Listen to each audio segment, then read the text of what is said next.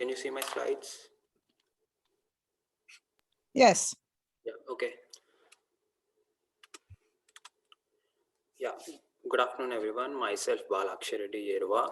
I worked as a research assistant under Professor Cheng Wang to assist him in a research, which is numerical investigation of certain physical quantities in terms of surface diffusion coefficients for a liquid thin film cohesion model.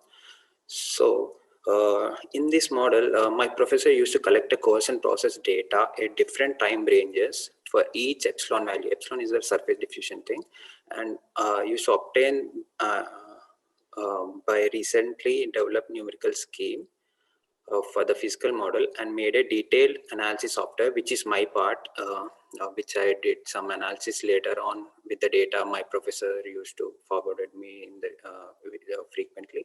So I'm going to explain what I did analysis, what all the analysis I did in the later slides.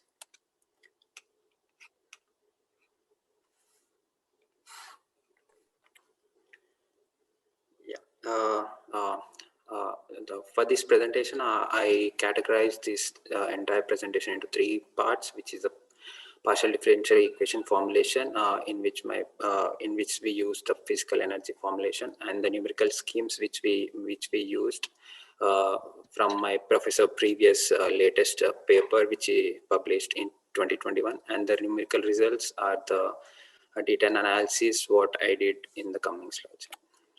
Yeah, coming to the formulation, we used a droplet liquid for film model for the formulation, and we used the physical energy formula, which is E naught, which is the integration of 1/3 pi to the power of -8 minus 4/3 pi to the power of -2 plus epsilon square by 2 modulo of delta pi whole square with respect to dx. And upon partial differentiating this with dou pi, we are getting a chemical potential which is equal to -8/3 pi to the power of -9 minus pi to the power of -3 whole minus epsilon square delta pi. And upon using the formula dou t pi is equal to delta mu, we are getting a conserved dynamics, which is mu is equal to dou pi by f. So coming to the numerical scheme, for this, my professor used a preliminary convexity analysis. For this, we consider for all x greater than 0, the function f of x, which is, this function is nothing but the energy function, which I showed in the previous slide, which is 1/3 x to the power of -8 and so on. So to prove this as a convex, provided this condition a naught greater than a naught y. So for these things, my professor considered a numerical scheme, which he already, which he, along with his colleagues, published in 2021, and these are the numerical schemes which we used in this research, and these are the, you can see here. And for this, to prove this, there is where there exists a unique solution, we used a unique solubility and positivity preserved property theorem, which he published in this previous research paper, and considering all this at a point-wise level. And coming to the numerical results,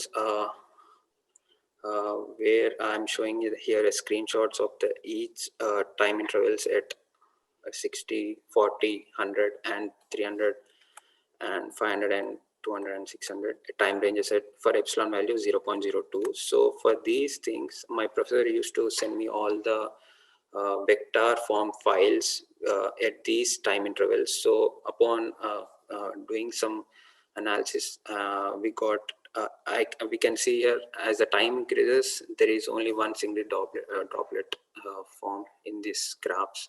So from this graph, what I used to do is for each epsilon value, I used to collect the maximum height for these single droplet, and used to for each epsilon value, I used to get each maximum height. So in later slides, I will show you what I did with these maximum height. And for the same data, I even used to get the energy versus time graph.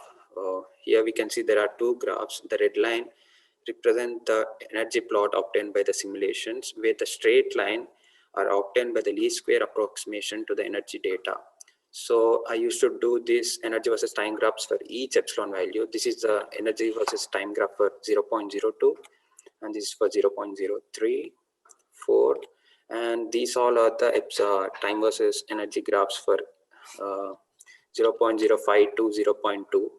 And for these graphs, I used to find the saturation time for this red line, and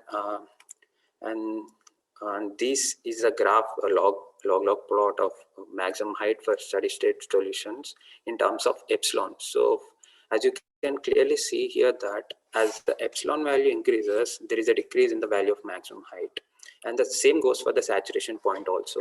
So though there are some fluctuations here and there, to a common perspective, we can clearly say that as the time, as the epsilon value increases, there is a decrease in the value of saturation time too. So on a whole, what we did is we considered a liquid thin film coarsening model, and upon applying numerical schemes to this model, we verified by numerical schemes that there is an energy dissipation. And we even proved that as the value of epsilon value increases, there is a decrease in the maximum height, and there is a decrease in the saturation time, though there are some fluctuations here and there.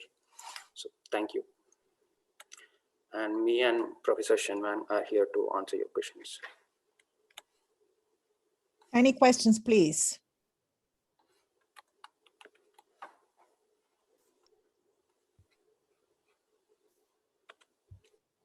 I was muted, sorry. I have a question about the model problem. Can you talk a little bit more about what the problem is? I didn't catch it at the very beginning. Oh, sorry, can you please come again? Maybe the first slides. This one? The next one? This one? Yeah. So what is the psi here? I mean, this is the energy model which my professor considered to get the... Yeah, so actually, so this field refers to the height of the liquid film. Yeah. Okay. So this is like you're given a profile of the height, and then you can calculate the total energy. Yes, yes. Okay. And then what is the scheme? Is it finite difference or some other methods? Yes, it is finite difference scheme. Yes. I get it. Is there a way to check the accuracy for this work? Yes. In fact, in another publication has been, so the accuracy check has already been performed. But in this project, we just perform a further investigation on the scaling law between the maximum height and also saturation time scale in terms of the epsilon. In fact, and these two principles and there are many numerical results on it, but still no theoretical analysis on it yet. But we just make a scale law between these physical quantities. Yeah. Okay, so what is the epsilon, the scaling? What does it mean? The epsilon is just the diffusion coefficients. Yeah. So the smaller the epsilon is, the stronger the diffusion will be? Yes, the surface diffusion coefficients, yes. Okay, thank you. Thank you. Any further questions, please? Yeah, is it a question about the boundary conditions? Is this, what kind of boundary conditions are used? Are they periodic, and is there any influence on the solution to the boundary? Yes, for the periodic boundary condition, yes. But in fact, if we replace it by a normal boundary condition, and we expect the results would be essentially the same then. Yeah.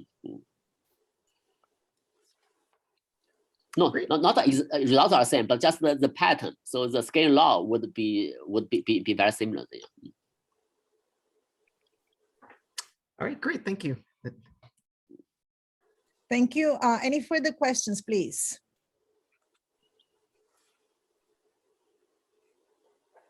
I suppose we can thank the speaker and the supervisor